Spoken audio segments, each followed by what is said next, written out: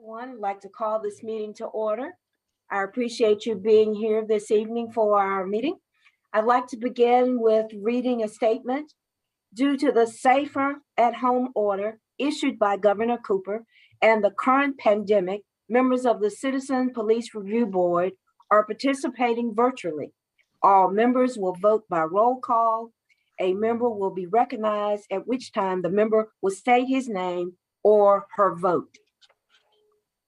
So again, I want to welcome you to this meeting. I'm very excited about it. Lots to be discussed today. If I could ask the secretary to begin with a roll call, please. Pamela Corbett. Here. Leon McCullough. Present. Emma James. Present. Brittany Spees.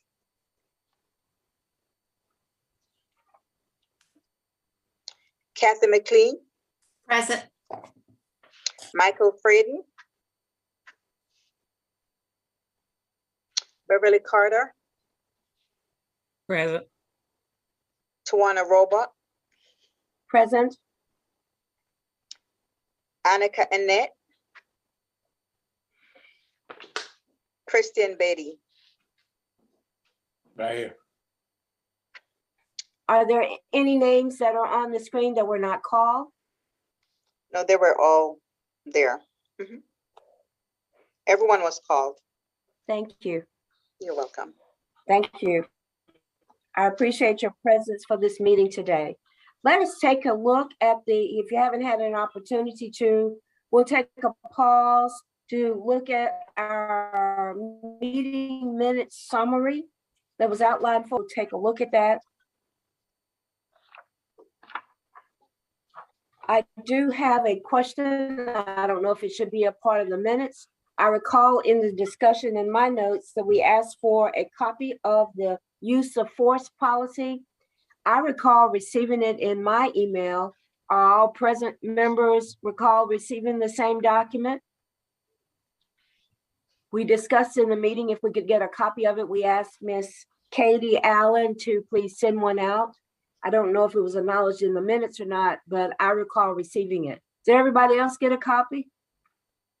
It was called the use of force policy. We can make a note of that in the minutes, add that to the minutes. Did we lose her? Oh, there you are. Okay. I'm sorry, but you're breaking up. So can you please repeat your statement? Now, I was saying we can add a Okay. statement to the minutes that the use of force policy was requested of Ms. Allen. I actually am the person that requested it. Okay. And I recall that we received it. I see a hand, Miss Beverly. What does your hand imply? I want to Oh, I call would you. say that, yeah, we received, I received, yeah. Yes. So, Miss Angela, what I recall, attorney, is that we requested it in the meeting, and apparently we all received it from her when it was sent out to us in email. And so it should be noted in the minutes that that was requested. Okay, and the minutes can be approved with that addition. And Ms. Gooms would add that to the minutes and they'll be corrected. Thank you. So if I could receive a motion with the necessary change, if I could receive a motion to that we accept the minutes, please. So moved. It's been moved. May I receive a second? Second. Thank you. So Ms. Pamela moved, Mr. Leon second, and it's been moved and probably second that we receive the minutes with the necessary changes. Thank you very much. Thank you. Thank you. Ms. Chair, Yes. your secretary would do a roll call so we can take a vote on the minutes. Yes, ma'am. Thank Okay. you. Mhm. Secretary, would you proceed with that, please? Pamela Corbett. Approve. Leon McCullough. Approve. Emma James. Approve. Brittany Spees. Kathy McLean. Approve. Michael Fraden. He just came back in. Michael Fraden. He may not have been present when we discussed the minutes. Please move forward. Beverly Carter, Approved. Tawana Robot, Approve. Jackie Perkins, Kristen Biddy. Approve. Thank you. We have received the roll call and approval for the minutes. Let it be recorded that we have accepted the minutes. Hello, Michael. I'm glad you're there. Finally got in. I apologize. I was, excuse me, getting in from out of town, but I thought it would make it earlier, but I didn't. So I'm sitting in my car right now. Thank you. Well, it's more important to me for you to be here safely. So thank you. Okay. I appreciate you sitting in the car and being a part of us. Thank you. Thank you. I'll try to move the meeting, sir, so you can get in your car and go to your next destination. Thank you. Thank you. Michael, Thank do you you. happen to have a video? Can you join us by video as well? Okay, Yes, hang on. okay, thank you. There we go. Thank you. Yes. Appreciate it. Proceed on, Madam Chair. Miss Angela, you're breaking up. Could you Proceed on. please? You may proceed. Okay, thank you. All right. So we have a new member introduction. All right, who's that new member? Kristen Biddy. Oh, that's me, Christian. Hello there. Welcome to this group. Do we call you CJ or do we call you Christian? CJ will be fine. Would you like to tell us a little bit Of course, about you may be yourself? Mr. Beatty. Yes. Yeah, I grew up in Winston-Salem. I was able to go to Parkland High School, graduated from Glenn High School. And then I ended up going to North Carolina A&T to play baseball. And while I was at A&T, I was blessed to be drafted by the St. Louis Cardinals to play professional baseball. Yeah. So I played baseball for the Cardinals and the Chicago White Sox. And now I'm retired and work for myself as a baseball trainer, softball trainer, and motivational speaker. Mhm.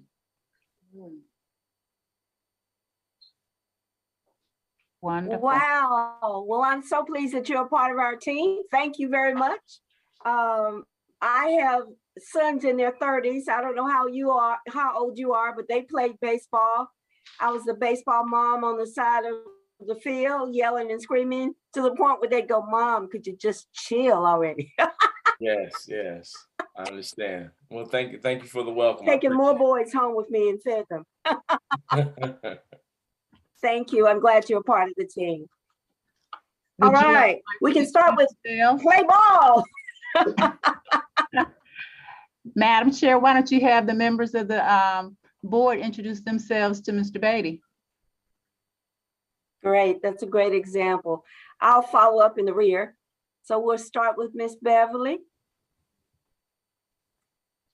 Hello and welcome, CJ. My name is Beverly Carter Levy. I am currently the Director of Public Housing for the Housing Authority of the City of Winston-Salem. I'm on my way off the board, but until I'm replaced, I will be here and welcome.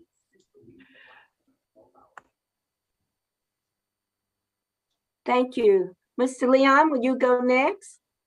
Yes. Sorry, Hey, Miss- how you doing? My name is Leon McCullough. Also a preacher at Union Baptist Church. I recognize your name and your face from somewhere. I'm glad that you own the board, and it's just good to see faces during this pandemic.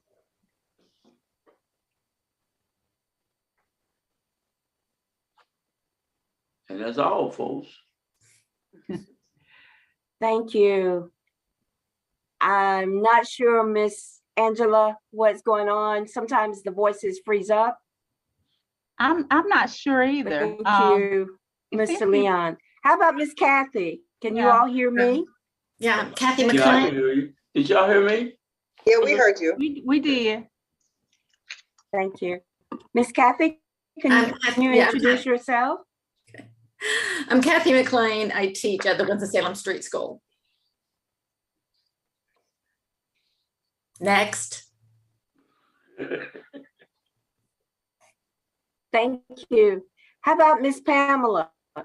Can you introduce yourself? Yeah, Pamela Corbett. Welcome, CJ. I used to live in St. Louis a long time ago. I even remember the name Stan Musial. Yeah, that tells you something, right? I'm a psychologist here in Winston-Salem. Most of what I do is leadership development. Thank you, Miss Pam. How about you, Michael? I know you're in the car. Tell us a little bit about you. Hey, CJ, welcome. My name is Mike Fraden. I am a local defense attorney here in Winston-Salem. Been here about 15 years, and welcome to the board. Thank you. Miss Charlene, I hope we're adding Miss Perkins. Annika Yes. is on the line. If you would please introduce yourself, madam. Hey, greetings, everyone. Hey, greetings, CJ. Welcome. My name is Annika Annette. I think this is the first time I'm actually introducing this. I work for ESR now, and I also am a grassroots civic engagement coordinator for an organization, a grassroots organization called BRAP. Thank you, ma'am. EJ, could you introduce yourself as well? Absolutely. Hey, CJ. Hey, everybody. Can EJ hear me? Yeah. Thank you. I'm EJ Masicampo. I'm a psychology professor at Wake Forest University. I've been in Winston since 2011. Welcome to the board. Thank you, sir.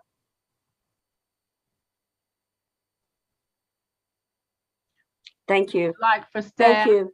to introduce So, themselves. I am Tawana Roebuck. Many people know me as Tawana Wellman Roebuck. That was a name I carried for many, many years. I am the director of an agency called Experiment in Self-Reliance, ESR.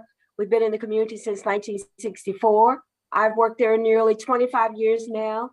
Prior to that, I worked for United Way for 15 years. I'm also a former school teacher. Short period at United Way is that I was a radio announcer for WSNC. So that continues to be with me. All right, let's introduce the staff and we'll bring closure to this. I'll start. I'm Angela Carmen. CJ and I have known each other for a very long time. Of course, I'm the city attorney here. Welcome to the board. Go ahead.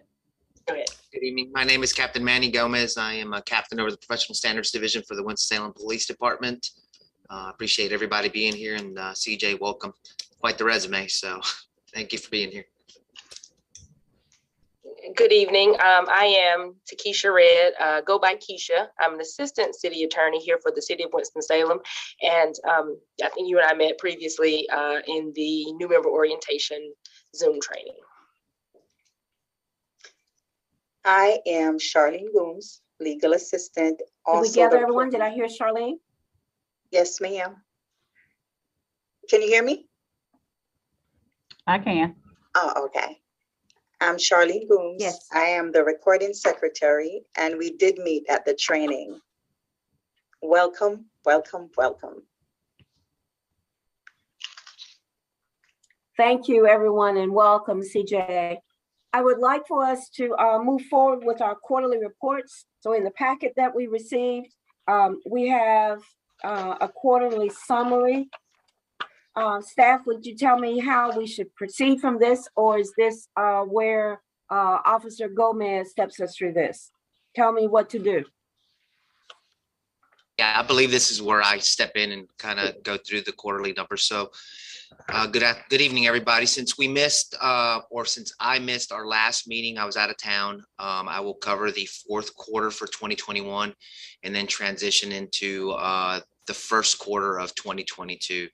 So I'm going to start off with the citizen complaints that were filed. We had 4 citizen complaints filed for the fourth quarter, which totaled 5 different allegations. Those 5 allegations remain open and still under investigation. 3 of those allegations were for conduct unbecoming, 1 was for courtesy, and 1 was for conformance to laws. That was the citizen complaints. Does anybody have any questions? If not, I will move on to the departmental complaints. So perhaps I'm unaware, sir, but could you define the types of, give me a brief definition of the types of complaints that we had? You name them as you read them, but tell me what it means. Yes. So if it suits the board, what I would like to do is kind of go through them. These stats or these rule of conduct violations, the allegations, is actually what I'm going to be presenting later on today. So I can either go through every single one now, or we can wait until I present the entire rules of conduct. That might give you a better perspective for later on, but you guys tell me what you guys would prefer. Could I have some comments from the group in terms of what your preference is? Why don't we wait till he goes through the whole list of 34 of them? Yeah, I agree. good idea. Okay. Thank you. Yes, ma'am. That being the case, I'll transition over to departmental reports. Departmental complaints, I'm sorry, is complaints that are initiated internally when we observe behavior supervision, observes behavior, or somebody files an internal complaint. For the fourth quarter, we had eight total complaints for a total of 9 separate allegations. Those 9 allegations consisted of departmental directives, duty requirements, and operation of motor vehicles. So that was for 2020, the fourth quarter for 2021, internal and external, or citizen and departmental complaints. Does anybody have any questions? Okay, so I'm going to transition over into the first quarter of 2022. For the citizen complaints, we had a total of 4 complaints that were filed for a total of 4 allegations. 6 of those remain open and 2 were already unfounded.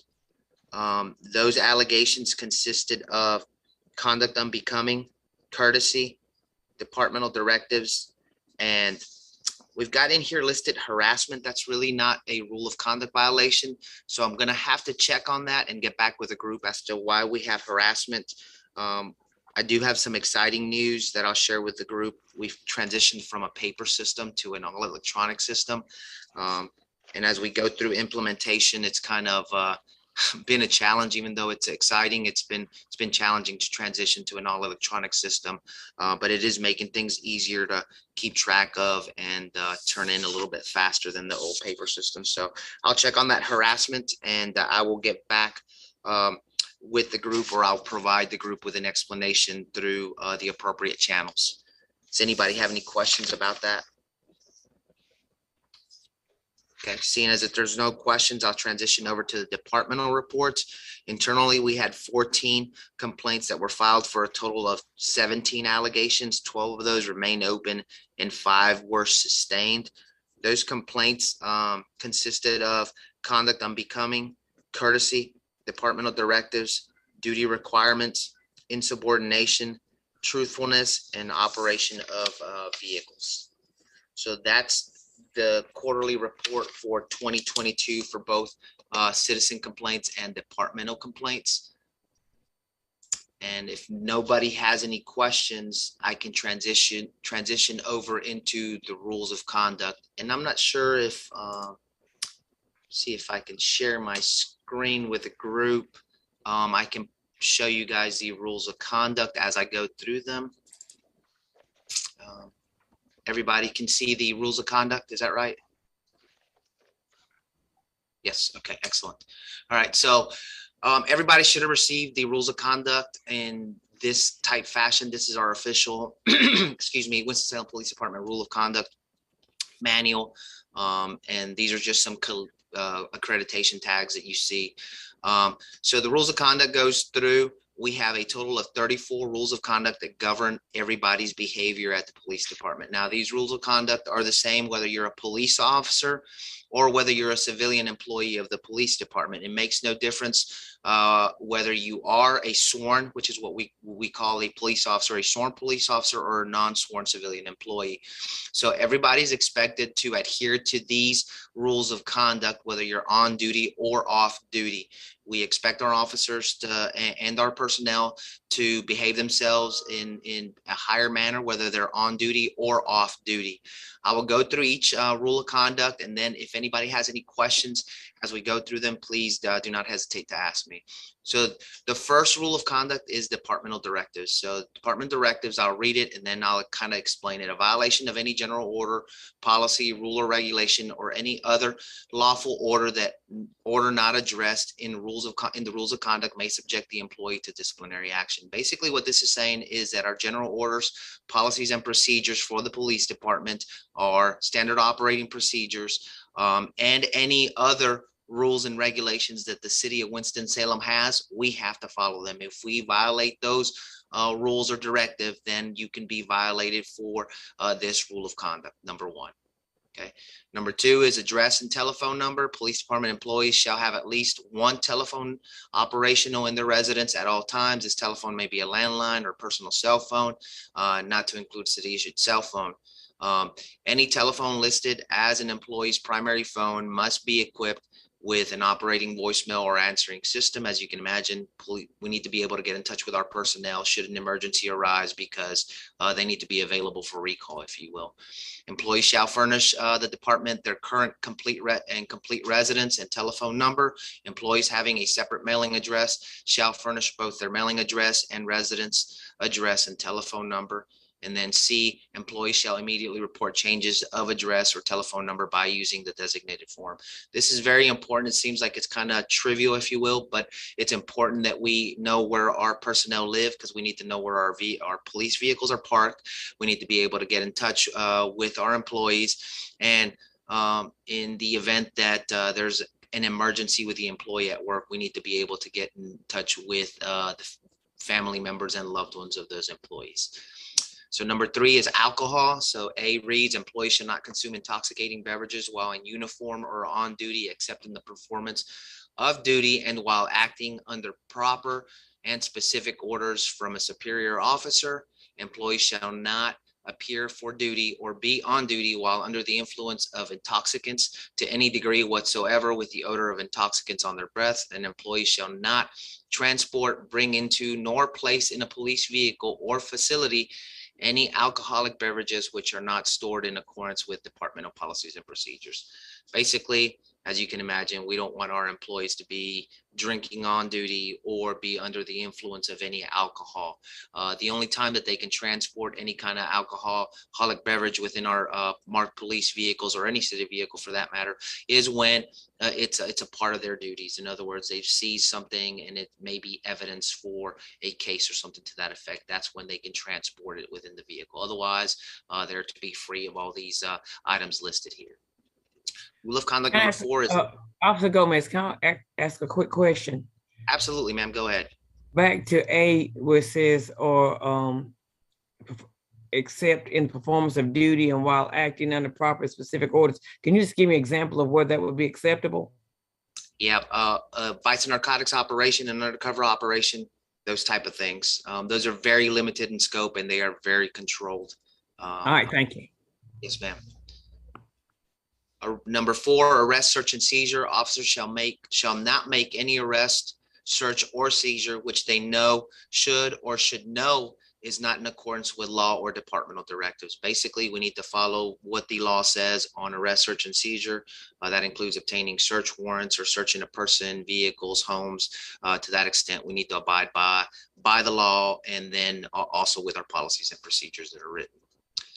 Number 5, assistance to other officers. Officers shall immediately take appropriate police action toward aiding a fellow employee exposed to danger or in a situation where danger might reasonably be expected.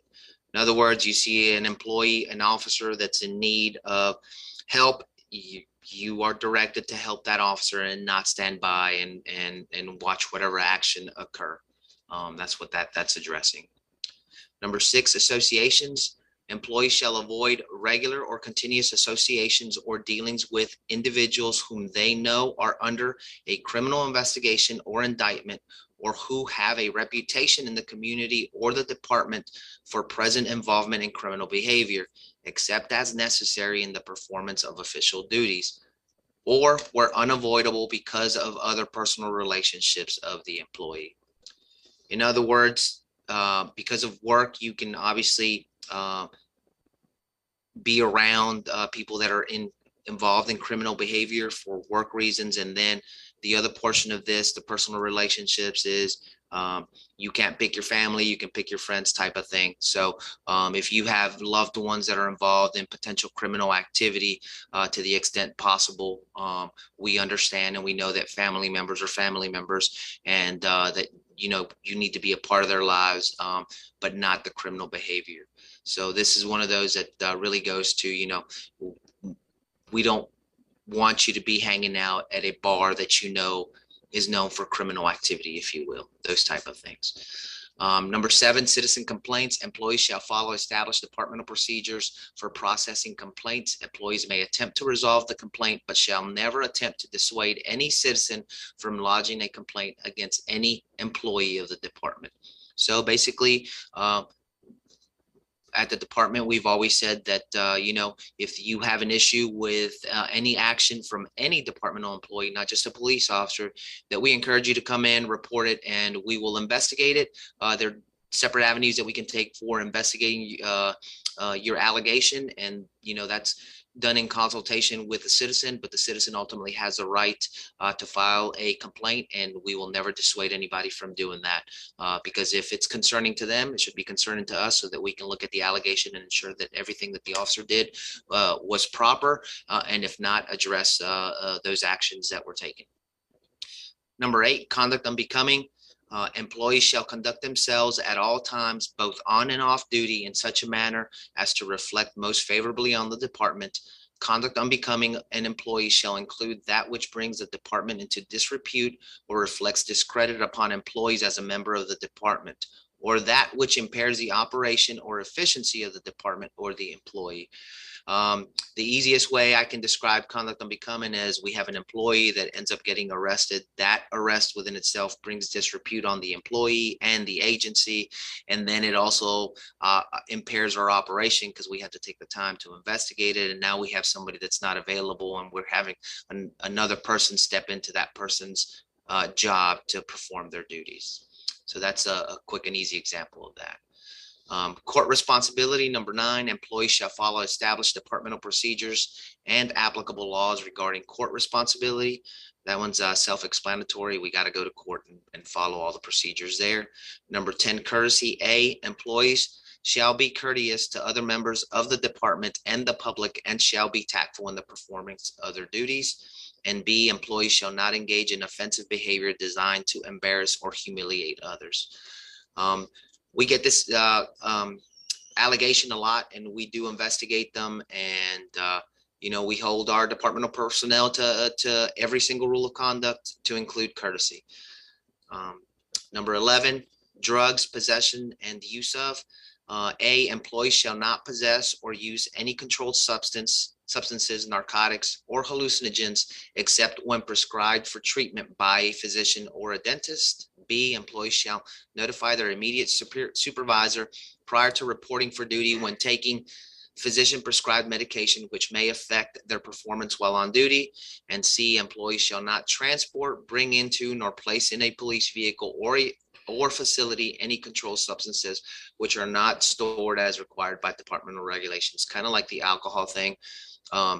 Controlled substances obviously include medications that you're prescribed when you go to the doctor, but of course some of these come with the warning, do not operate machinery, and certainly for a police officer can be kind of dangerous operating a police vehicle, and or having to carry the load of personal weapons designed to protect themselves or others. So we definitely don't want any of that while folks are engaged in on-duty work.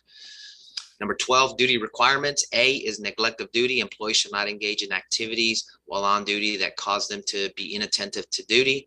B, sleeping on duty. Employees shall remain awake while on duty. If unable to do so, they shall report to their supervisor, who shall determine the proper course of action. C, leaving a duty post. Employees shall not leave their assigned duty post during a tour of duty, except when authorized by proper authority. And then D, reporting for duty. Employees shall report for duty on time in the place required by assignment or orders. They shall be physically and mentally fit and properly equipped to immediately assume their duties. This is basically what we expect from our personnel when they're on duty and they're they explain themselves just by reading them. Number 13, endorsements and referrals. Employees shall not, in the scope of their duties as city employees, suggest or recommend to anyone any product, professional or commercial services, that be attorneys, bonding companies, towing services, etc.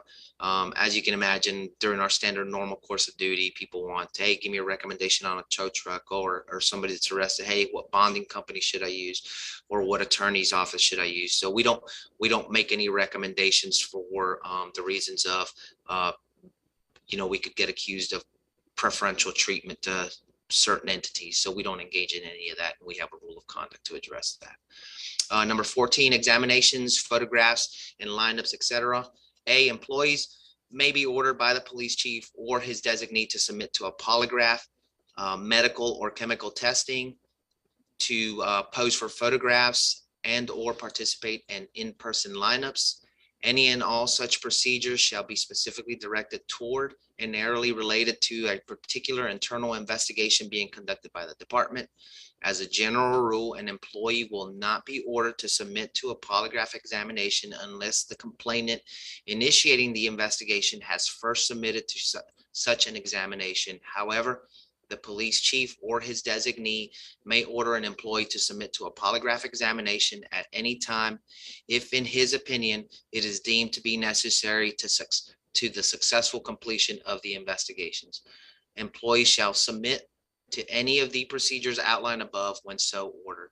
So essentially, when we conduct investigations at the police department, the employee does not really have a choice but to submit to these requests when they are ordered to do so. This just kind of sets out the guidelines as to when we can polygraph, request medical testing or chemical analysis, and have our employees stand in lineups, if you will.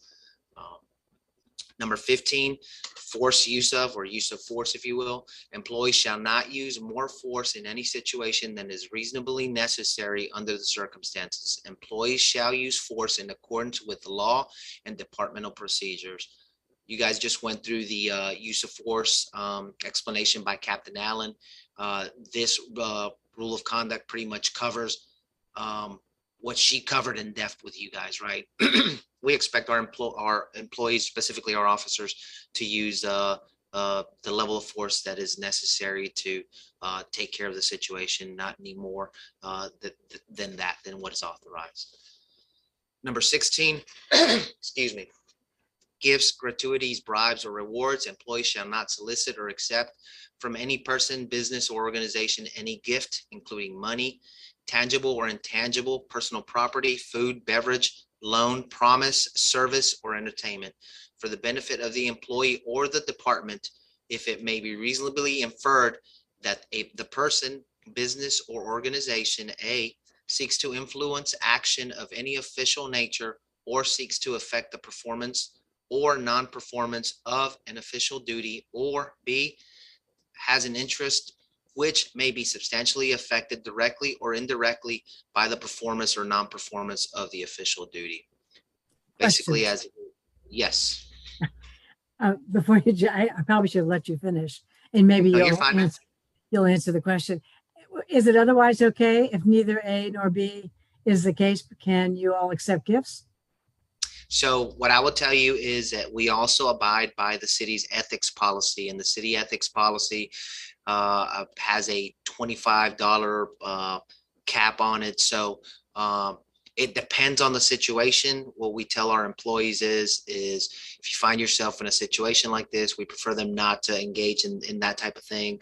But if somebody buys their lunch at work and they don't know about it, that's under the $25 cap that the city puts on it. So we prefer them not to be engaged in any of this. And so we went ahead and outlined exactly what it is. Ultimately, when we look at the behavior, this is what we will do. We will come back to this specific rule of conduct that governs that specific behavior, and we will scrutinize what occurred or what the situation that the employee is facing and scrutinize it based against or compare it to the rule of conduct.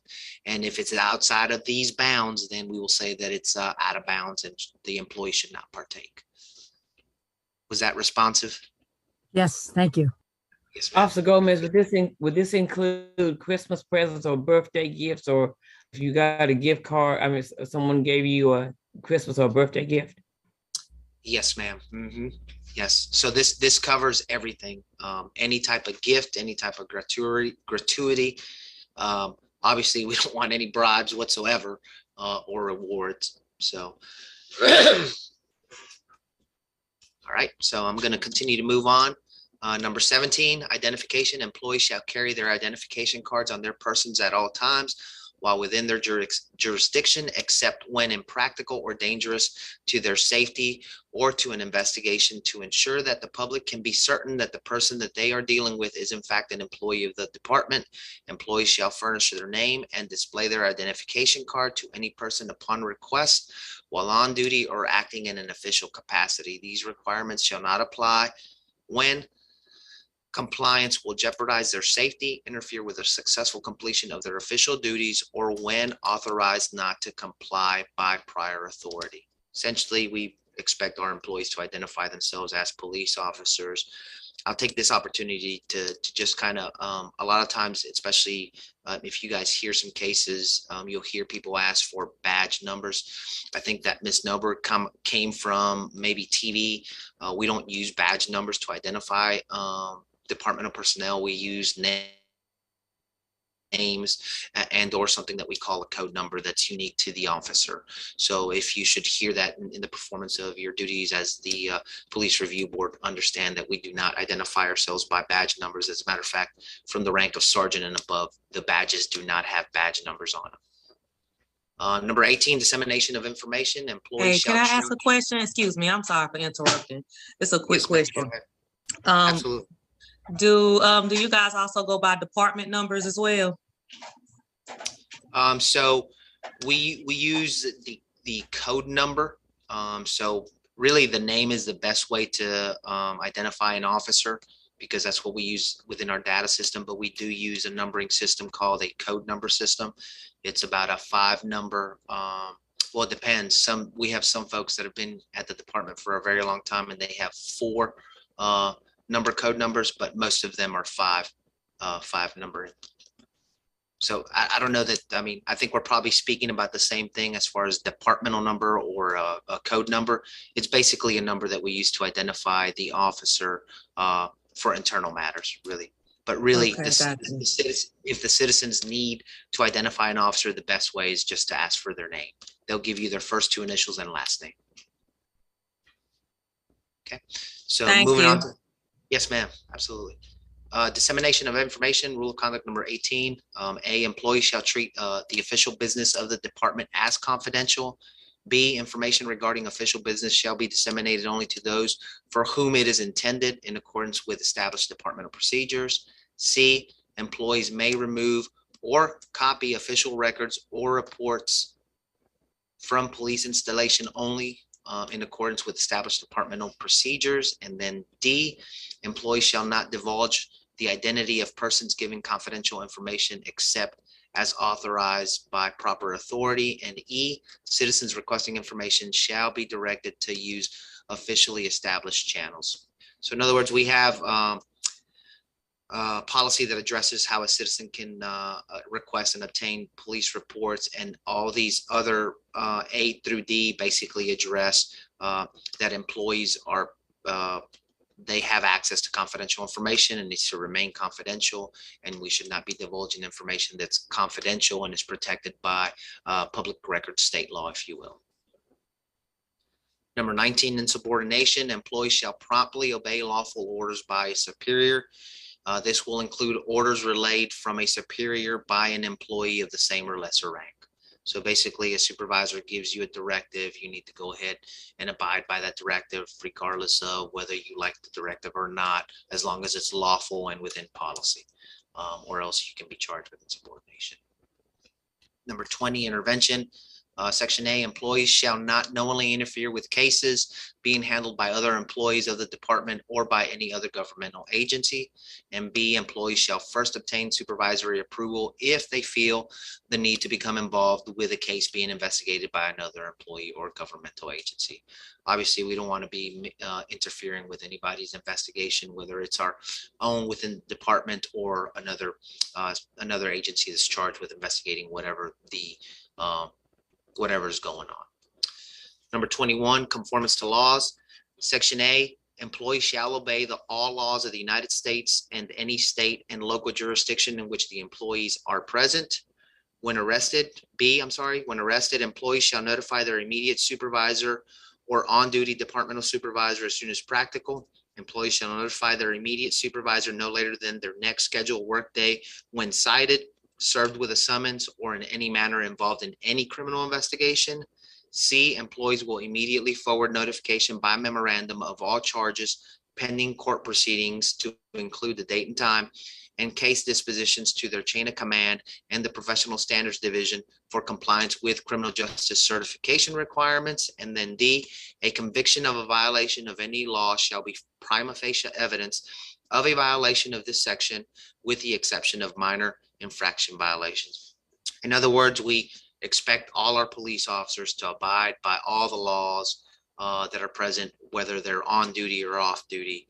And if they do get arrested, there's a procedure that they have to follow, and this outlines it. And this rule of conduct makes it to where we can violate them for not following the law, if you will. Number 22, neighborhood disputes off duty. Employees who are off duty and not working in the police status shall refer neighborhood quarrels, disputes, or other matters requiring law enforcement action to proper authorities unless urgent necessity requires the employee to take immediate action. When action is taken, the employee shall notify the proper authorities as soon as possible. In other words, everybody knows you're a police officer in your neighborhood. They come knock on your door. They want you to handle a dispute. We expect that you will call the local law enforcement, that whether that's the Winston-Salem Police Department, the Forsyth County Sheriff's Department, or whatever municipality you're in. Call them, let them handle the law enforcement matter, unless there's something that needs immediate attention because it's an emergency and it would be imprudent for the officer to get involved. And then as soon as he can become uninvolved, we expect them to go ahead and call whatever law enforcement agency covers that area. Number 23. I have a question to ask you that just popped in my mind. How do y'all deal with the regulations concerning the ICE? Do y'all hold the ICE, the ones that illegally here in the country? Do y'all hold them for ICE? So Mr. McCullum, I just want to make sure I understand your question correctly. You're asking me about immigrations and customs enforcement and what our policy is with them. So we at the police department do not deal with immigration matters. We deal with North Carolina laws and with a U.S. law. We don't deal with immigration law. We let those entities address those type matters. We try to establish an environment where we develop some trust and understanding between all our communities here in Winston-Salem. So if those matters need to be addressed, then we let those agencies address them. Okay, thank you. Yes, sir. So number 23 is conflicting or illegal orders. Letter A. An employee shall respectfully inform a superior who issues an order conflicting with an established rule, regulation, directive, or previously issued order of the conflict. B, if the conflicting order is not withdrawn, it shall stand, and the responsibility for the conflict shall be upon the superior. The employee shall not be held responsible for disobedience of the rule, regulation, directive, or previously issued order. Employees shall not obey any order which they know or should know would require them to commit any illegal act. And then subsection under C is number 1. If in doubt as to the legality of an order, employees shall request the issuing supervisor to clarify the order or confer with a higher authority. And number two, in the event that the order is not withdrawn or clarified, the employee has a right to seek clarification from a next higher level in the employee's chain of command. In other words, we went over insubordination and we talked about how it's a violation for somebody not to follow a directive given. This basically is telling you follow those directives unless you know them to be conflicting with our rules, regulations, or laws. So this gives the employee the authority to question the order to make sure that it's legal and that it's within policy. Number 24, unsatisfactory performance.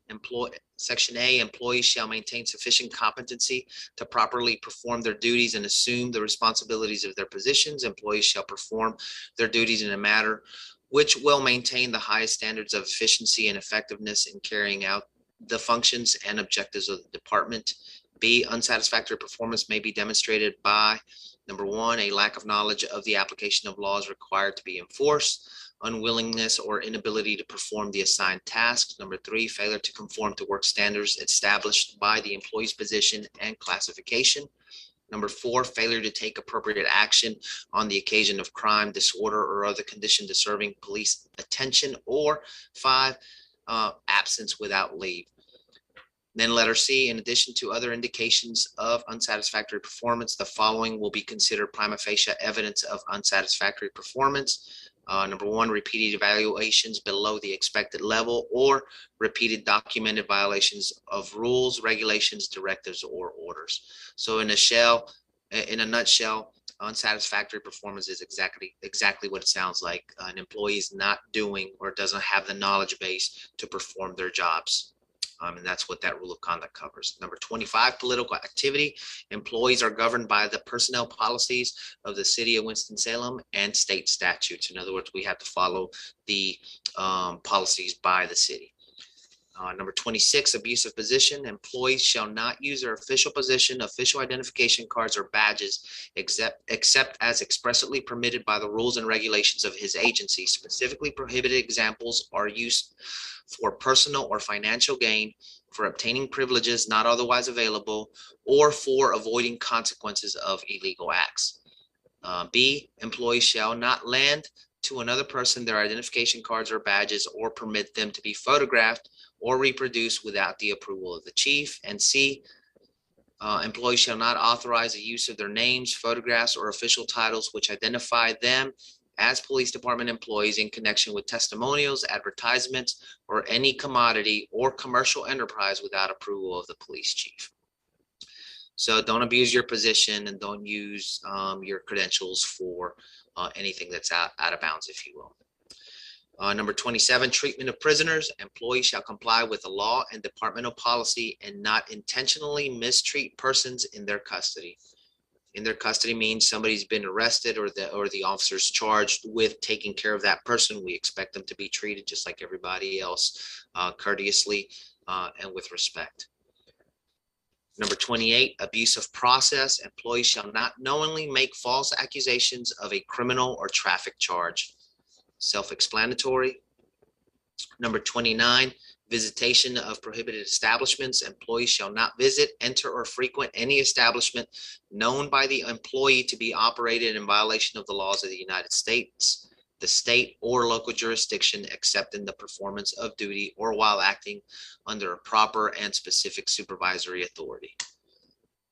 Number 30, public statements and appearances. Employees shall not publicly criticize or ridicule the department, its policies, or other employees by any expression which, number one, is defamatory, number two, is obscene, number three, discredits or otherwise undermines the effectiveness of the department, number four, interferes with the maintenance of discipline, or number five, is made with reckless disregard for the truth.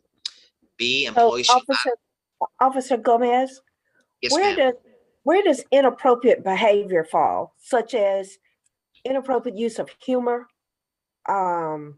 name calling, both for other police officers to each other and also to potential criminals that they are addressing, including profanity? Where does that fall?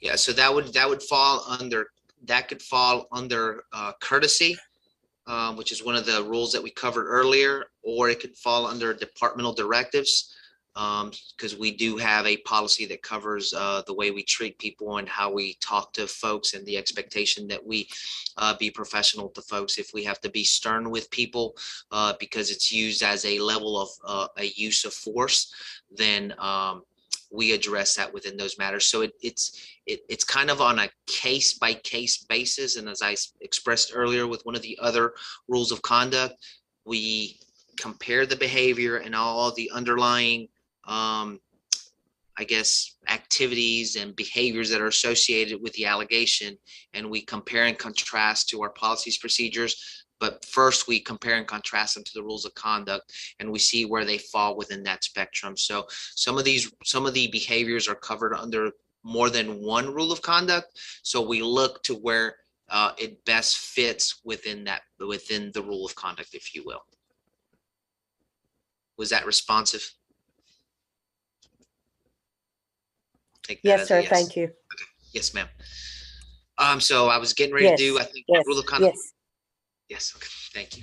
Rule of conduct number 30, public statements and appearances. I'm sorry. I'd read through A and all of its 5 subsections, and then B, employees shall not address the public gatherings, appear on the radio or television, prepare any articles for publication, act as a correspondence to a newspaper or a periodical, release or divulge investigative information or any other matters of the department while holding themselves out as representing the department in such matters without proper authority. Employees may lecture on police or other related subjects only with prior approval of the police chief. In other words, we expect somebody that's talking about departmental matters, the Winston-Salem Police Department, to have permission from the police chief to be able to do so. And we do have a lot of people that speak on WSPD matters, but they're doing so with the permission of the chief. So the chief understands essentially what's being put out there representing the WSPD, because we expect nothing but professionalism and the appropriate material to be put out, if you will. Mr. Number Gomez. 31. Yes, ma'am. Is it anywhere in here wherein a police officer is engaged with someone that does not speak English? So does it address in here how they communicate appropriately with either each other or the potential victim in their own language? Yeah, so it's not covered under the rules of conduct. So these are the rules that cover the conduct of an officer. That would be under just, our basic interactions with folks. There's many different processes that we use to try to effectively communicate with that person, whether that be somebody that's on the scene. We have a bunch of different translators within the police department. We have other resources that we can call in. So these officers are very resourceful, if you will, depending on the situation that they're dealing with. So I don't believe that it's specifically covered within the rules of conduct, but it is covered in our overall mission, if you will, within our policies and procedures or our general orders. Thank you. My question, Officer Gomez, does this, back to your, what you talk about as far as speaking, does this involve, say, a situation that happened where the press shows up and they're asking officers, asking any question? Do you have a specific person that is only allowed to speak to the press, or if the press shows up and a situation is occurring and they ask an officer a question? Yeah, so there's a lot of laws and regulations that cover what type of information can be released. So we delegate that authority to the rank of a lieutenant or higher. That certainly can be taken on by a sergeant or somebody of a lower rank than a lieutenant.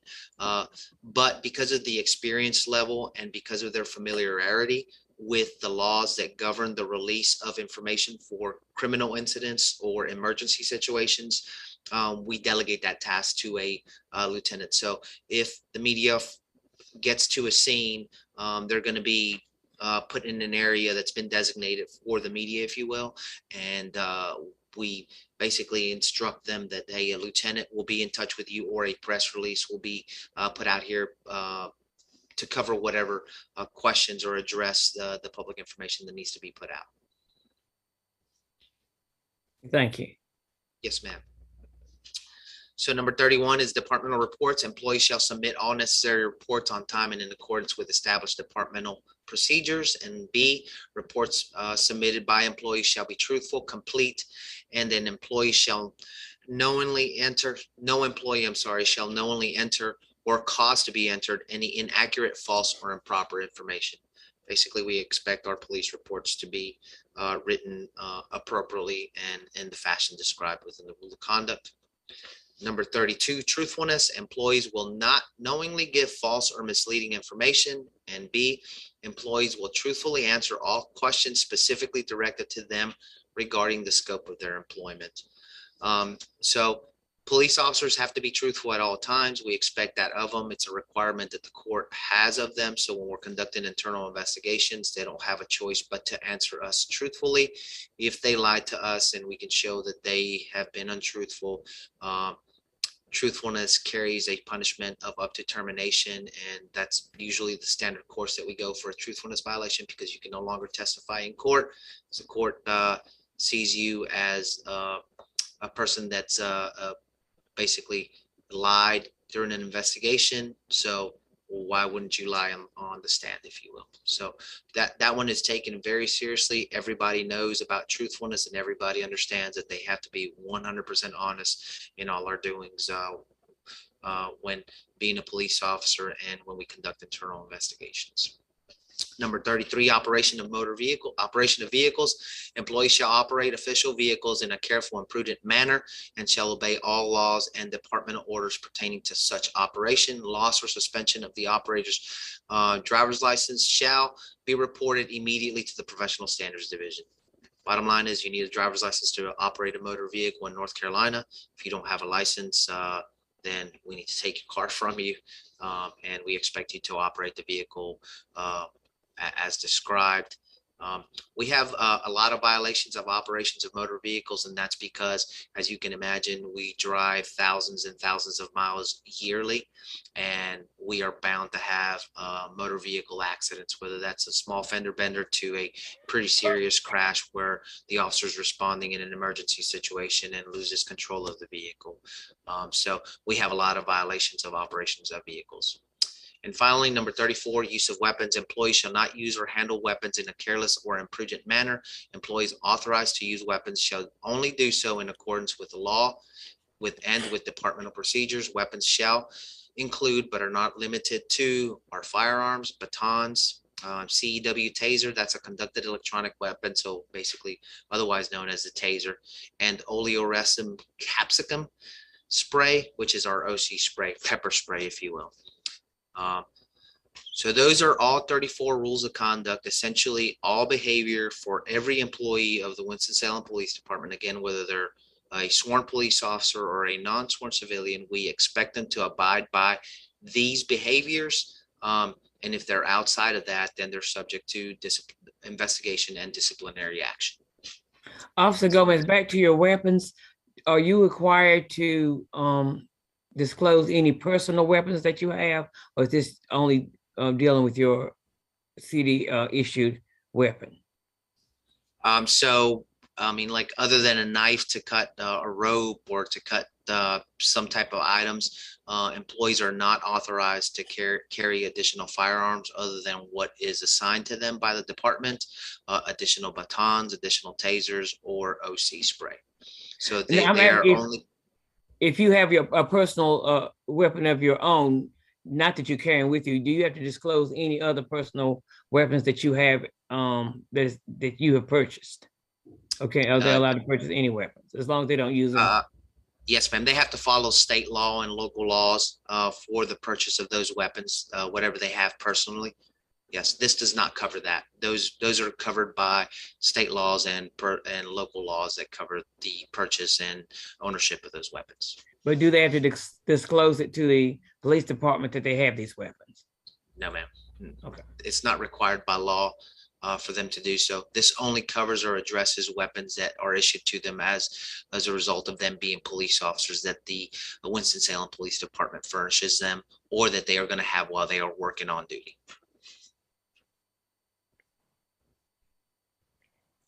Thank you. Anybody else? Hey, I have a question as well too. I'll go after you, Ms. Beverly.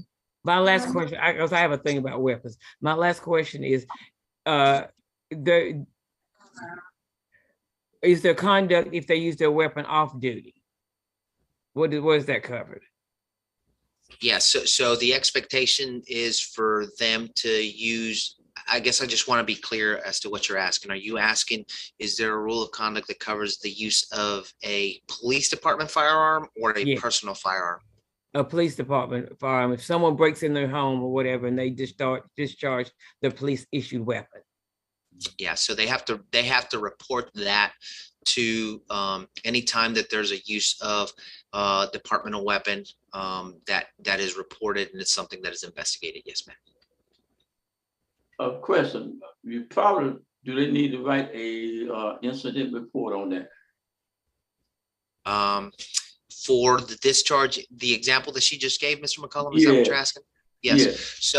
So it depends whether it happens within our jurisdiction or not. More than likely, the law enforcement agency that has a responsibility to investigate the action that occurred that required or not necessarily required, but that happened to have the use of that firearm or any other weapon, will document what was said to them or explained to them during or as to why that weapon was used. So they will document it within their investigation report. So more than likely, especially if it's outside of our jurisdiction, it may not be a situation where they are required to write an incident report. We may require them to go ahead and write an internal departmental memorandum explaining the use of it. But it just depends on the situation. Okay, thank you. Yes, sir. Ms. Arnett, I think you had a question, and could you come on visually, please? Yes. I was trying to multitask. I was changing my son. Thank you. 34, the weapons, use of weapons. I wanted to know about the because a lot of times I see sometimes where officers, when they're approaching a vehicle, which is, you know, a precautionary standard, I understand, you know, sometimes they have their hands on their holsters on their guns. Is that a would that be considered like, you know, like a careless or imprudent, you know, intimidating, you know, like seriously, because sometimes, you know, I don't know what y'all procedures are as far as, you know, the use of force and responding to certain situations. But if you're approaching someone during a traffic vehicle and you have your, you know, hands on your guns, it could be misinterpreted sometimes as intimidating. And I just want to know, like, would that be covered in 34? Yeah, yes, ma'am. I hear what you're saying. So no, that is not covered under number 34. Careless and imprudent would be me like grabbing my gun and twirling it around. That's careless and imprudent, right? So I'm subjecting everybody around, myself and myself included, right? By twirling that gun around for it to go off. That is careless. Or I take out my taser and I'm just pointing around, messing around. That's careless and imprudent. That's not following the laws or procedures of the department when it comes to the use of that weapon. So yes, as you explained, when an officer is coming up or there's a vehicle stopped, it's one of the most dangerous actions that an officer can do is stop a motor vehicle. They have no idea what's within within the vehicle or what actions are going to be taken by the driver. We do our best to try to de-escalate the situation immediately. Hey, how are you doing? My name is Officer Gomez with the Winston-Salem Police Department. This is why I stopped you, and we expect them to assess the situation. But it's not uncommon, you're correct, for an officer to walk up to a vehicle and potentially have their hand near their firearm or on their firearm as they're walking up, making that assessment. Once they are able to make the assessment that it is safe, then the expectation is for them to interact as normal, as just a normal encounter. So, but no, ma'am, 34 does not cover those actions. Okay, thank you. Yes, ma'am. Any other questions? Officer Gomez, we want to Yes, ma'am. thank you for your extensive conversation and descriptive phrases about the list that was shared with us this evening. Can the group join me in giving him a hand clap? Thank you. Thank you very much. Yes, We ma'am. greatly appreciate your efforts. Is it possible for us to have a copy of this? Yeah, I believe we've sent it, but if we have not, I will ensure that I communicate with staff and we will ensure that you guys have a copy of it. Yes, ma'am.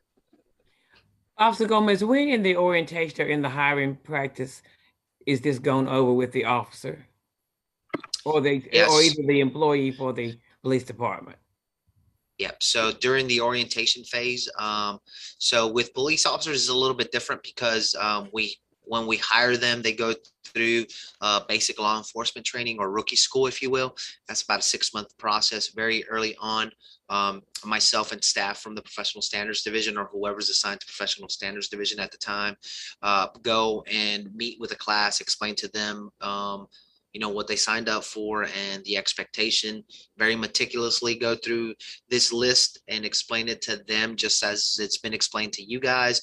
And we go back and forth when they have questions and answer their questions and make sure that they understand, because from the moment they're hired, the expectation is that you will abide by these rules of conduct and that your behavior will be in line with them. And if they are not, then you are subject to disciplinary action for violating these rules of conduct. Thank you. There are a few of us on the call that we may not have heard from during the delivery of your information. We want to pause to make sure that if anyone has questions or feedback, please join us at this time so that we will pause for your opportunity to share. I'm not going to call you out. I won't be a school teacher tonight, but I just want to make sure that everyone who's had a thought or a concept will have had an opportunity to share. Okay. No, I don't have anything to say. Thank you, Officer Gomez, for taking the time. I appreciate it. Very thorough, very clear. Thank you. And again, we want to thank you for your presentation. I see nods of heads and thumbs up. I think we're good. We appreciate the possibility of receiving this in mail so that we could perhaps put it in our packet of information that we've received from this body. Again, we appreciate this effort. As you have the time, committee members, to read through this information and something comes to mind, I recall that Officer Gomez is often with us during these meetings. So perhaps if you get some other questions in our upcoming meetings, I'm sure he'll be glad to address it at that time as well. Thank you. Thank you. Moving us forward on our agenda, I want to talk a little bit about potential virtual meetings. I do know that City Council has moved to begin their virtual meetings. And so I just sort of want to get a lay of the land in terms of us when we may want to reconvene. We also have at least, I don't know what we properly call it, but there is at least one appeal or notice that has come to our attention that may want to wait until we are in concerns with us in person. So that is something that we will need to address moving forward as well. So Madam Secretary or attorneys present, how do we have a conversation about when and if this group reconvenes virtually, reconvenes in person? I'll start. I'll be happy to start. Thank you. You're correct. There is an appeal, and that person has requested that appeal be reviewed by you all in person. And I think it's probably prudent, given the age of that appeal, to look at having an in-person meeting next month. I believe Assistant City Attorney Ms. Red has been in contact with the chair about some possible dates, and maybe the other members as well. So I don't know if a date has been decided for that meeting or not. I'll turn it over to Ms. Red to see if. Yes, Ms. Pam. I think in the letter, the dates of May 5th and 12th were put up there for us to look at, so we could decide about that. Yes. But so can we talk about that? Can we talk about that separately from our quarterly meetings. Yes, and Thank let's you. deal with that first so we can decide on a date. And then you all can talk about the quarterly meetings and whether or not they're in person or virtual. Thank you. And I don't have those dates you're looking at, so whoever has them. We are discussing the possibility of May the 5th and May the 12th. I now have been asked to go to a business conference on May the 12th, but I would like to share that if we've got a quorum of majority, I would like to encourage us to try to meet if we've got a good number of participants that can meet on the 5th or on the 12th. So let's begin by a show of hands. How many of us can be available late afternoon on May the 5th for an in-person meeting to listen to an appeal from a potential person? May the 5th, can I see a show of hands?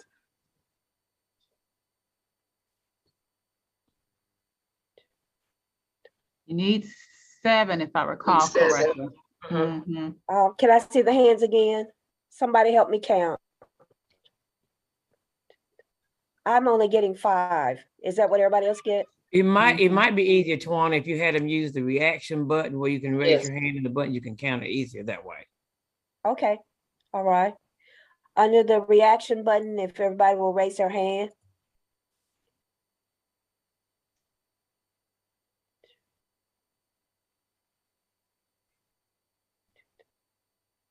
Thank you. Yes, that's 5. Thank you, Kathy, I see you. Okay, we still have 5. Did somebody say I need at least 7? Yes, Yes. 7 Did I is hear the number you need. 7, I counted 5. Okay, all right. If we meet on the 12th, how many are available on the 12th? Please show of hands or that little action button.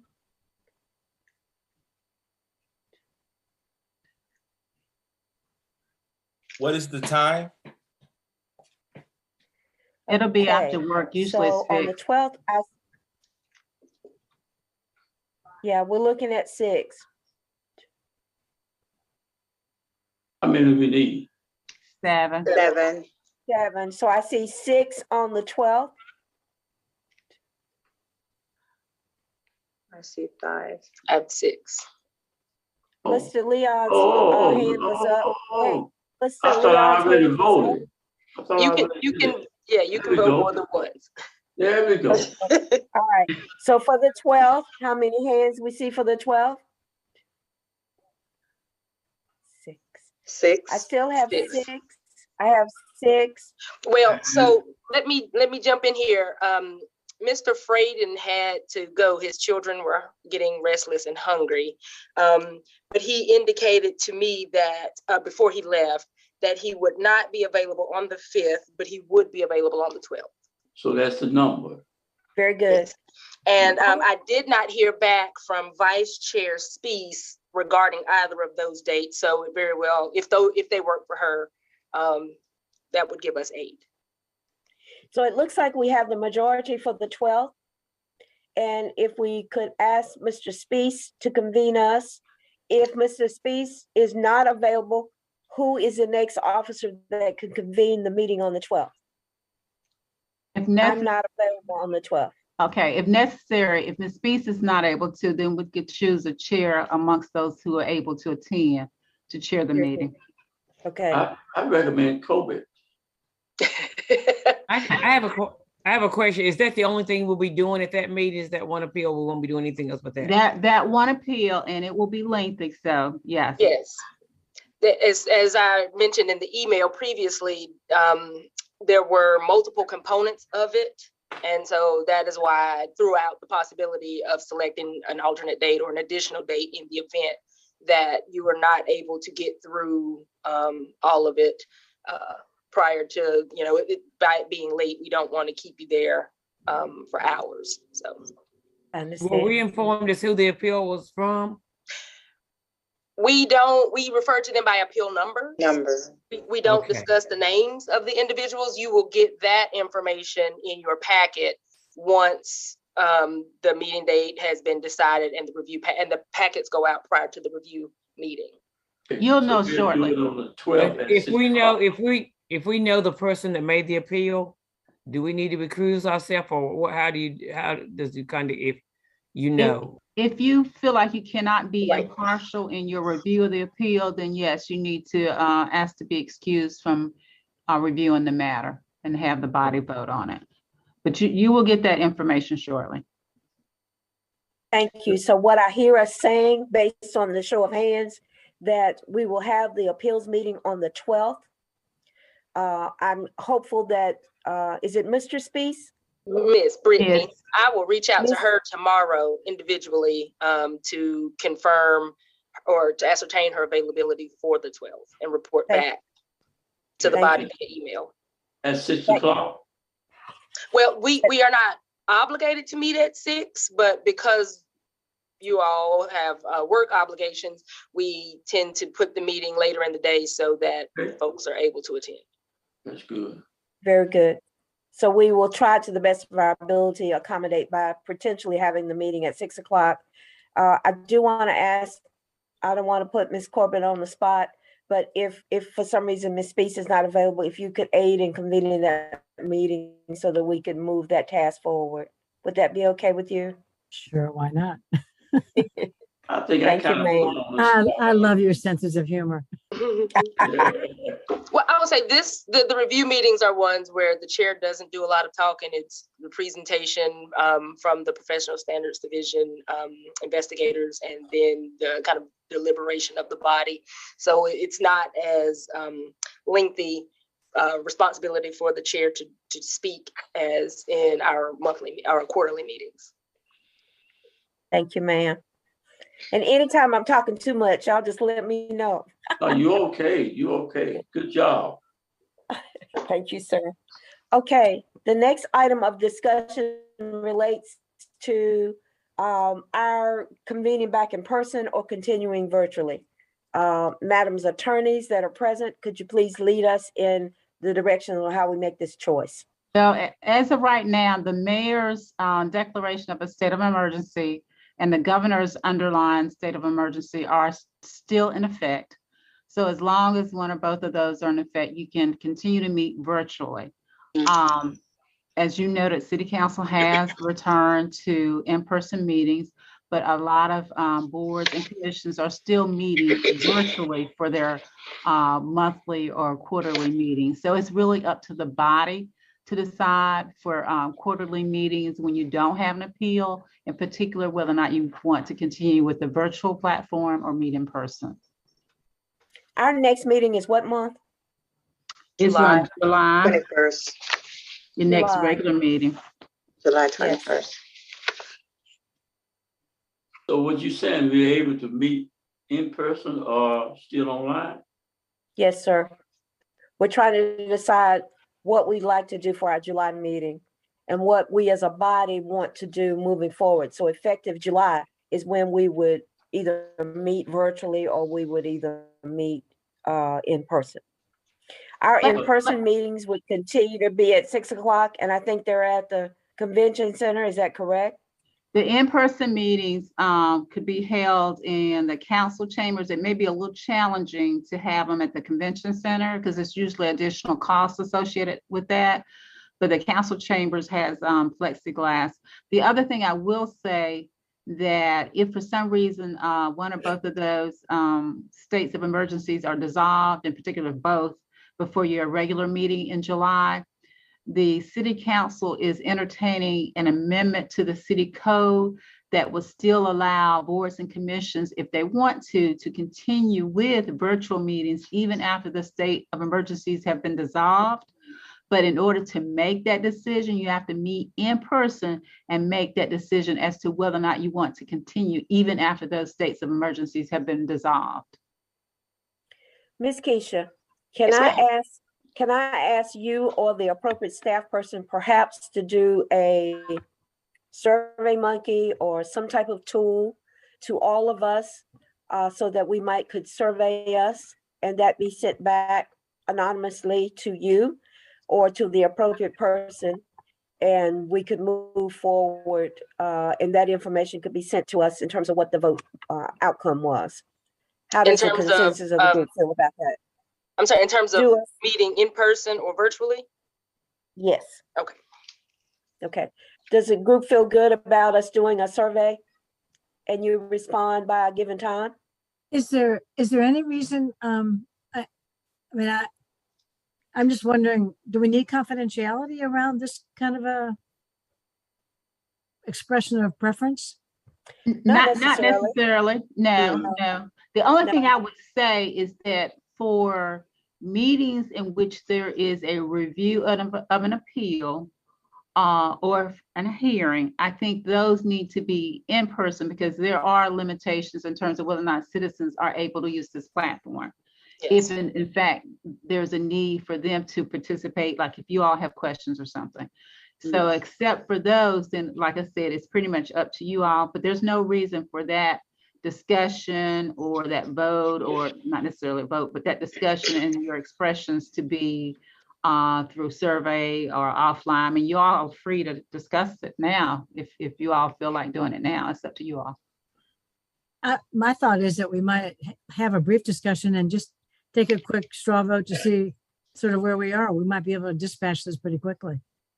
Thank you. Reading Can your you make a facial motion at expressions. that time? Yeah, reading your facial expressions, I believe we want to move forward with a vote. Yes, ma'am. So, all right. So. Well, maybe we all in might favor- chat about it. Why don't we just chat about it real quickly? Sure. And I'm happy to speak for sitting online. I'm just thinking that we might have a better turnout because people who have, young children and they don't have a sitter for, somebody's on the road, somebody who in July might be at the beach, but is willing to call in even though they're at the beach. I'm just thinking we might have better attendance if we continue in this format. So that's sort of putting my preference out there, but I'm sure there's some other feelings about it. Well, I agree. This is much more convenient for me because there are times when I get off at 10 minutes to 6 or something happens when I go and I know that I can always log on. It's easy for me to do it Zoom with the many other responsibilities I have at the Housing Authority. It's just a lot easier for me. I tried to make all the meetings we had down there, but it's just easier for me to be able to, like you said, wherever I am, if I'm out of town or whatever, I can always log in. So it's just more convenient for me to do it virtually. I think actually either way is fine with me, but I believe we need to meet for the appeal. Did somebody say that? Yes. That'll be in person. Okay. Either way is fine with me.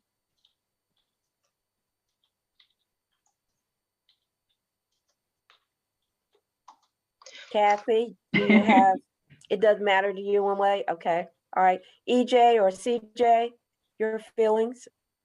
As someone with young kids and who travels, I agree with what Beverly and Pam said.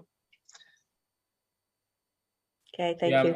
I'm the same with my travel schedule and things that I'm doing around the evening times. It would be best for virtual. Thank you. Thank you. Thank you.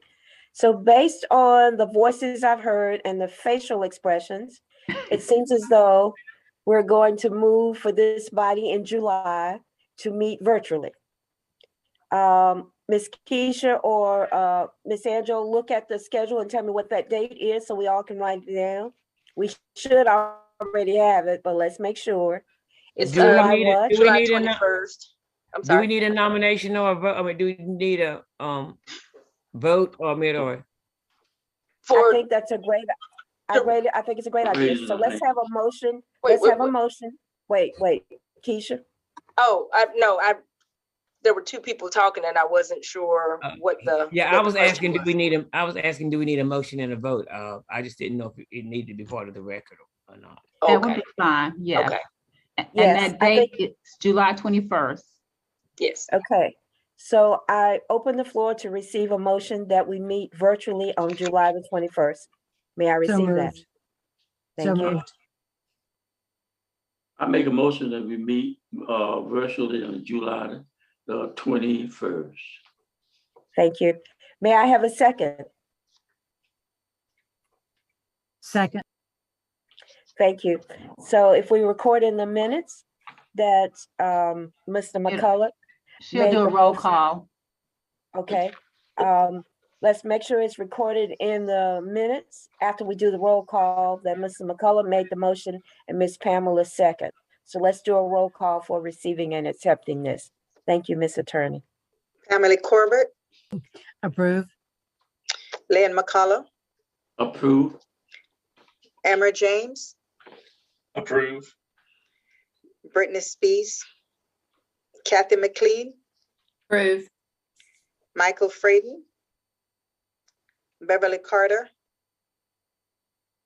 Approved. Tawana Robart, Approve. Annika Annette, She sent me an email. Her laptop died. oh, okay. CJ, Approve. thank you. It's been moved and properly second, and we received the roll call of everyone accepting this possibility, July the 21st of meeting virtually. We also, as not a part of the motion, but we also have discussed and agreed that we will meet on May the 12th in person for the appeal for the member that is bringing that forth to us. I'd appreciate if the staff sent out reminders for May the 12th with the time. The time for the May 12th will be 6 o'clock. So those of you that have indicated today that you can be a part of that discussion, we appreciate your participation. The staff will be sending us out information associated to the appeal prior to the process. I want to remind you to certainly read the information in preparation for the meeting. We also want to remind you that all that information that you will be receiving is confidential. So you want to make sure that you have it in a confidential space while we are preparing to address the appeal for the gentleman, and then moving forward, making sure that you have it filed in a confidential space as well. Staff, yes, ma'am, Miss Kathy. Is this the same appeal that we've had materials on for about a year that I have tucked in my drawer? It is. Okay. Yes. But there are some additional materials you will receive. That was my concern because it was a former resident, and I've sat in on an appeal before, so he may have a problem. I don't have a problem with it, but he may have a problem with me. So I'm just not. I just wanted to notify the committee that I have sat on an appeal. And he will have the opportunity to let us know if that's a concern. Thank you. I don't know if it's appropriate for me to bring it up now, but one of the protocols that I have at ESR, when people rotate off our board, we all collect information, we all have notebooks and so forth, and I don't know what the position of this body is. We do ask that perhaps they return the notebooks with the content of information. If it's like at my house, after a while, the stuff is everywhere. And I've got notebooks from all different kinds of things. So it may be something we want to think about, maybe not make a decision tonight, but as we rotate off, we may want to give our notebooks and our stuff back to you guys. And y'all can shred it, you can do whatever. I will tell you, Madam to Chair, we do retrieve the packages that are confidential after the appeal has been reviewed. So we will take that from you at the end of the appeal once that's disposed of. Now, the information that's a matter of public record, you are free to keep that, dispose of it however you want to, but we do retrieve all of the confidential information. Very good. Thank you. All right, the next thing on our agenda is Captain Gomez Rules of Conduct. No. Captain, didn't you do that already? Yes. Yes. Yes, Now, ma'am, sir, I have. you just keep me in order, okay? All right. I am nearing the end of the agenda. I don't believe we, in this particular body, we have to do public comment or anything. Is that correct, Ms. Attorney? That is correct. There's no public comment period. Very good. All right. I will open the floor to see if there's any other discussion that we feel we need to bring up. Okay, seeing y'all smiles and happy faces, knowing that it's nearing the end. I appreciate you all so much. Welcome again, CJ, to our committee. We have a good time quarterly and we just make it happen. Thanks all. Y'all have a good night. Meeting's adjourned. Meeting's adjourned. Thank you, everyone.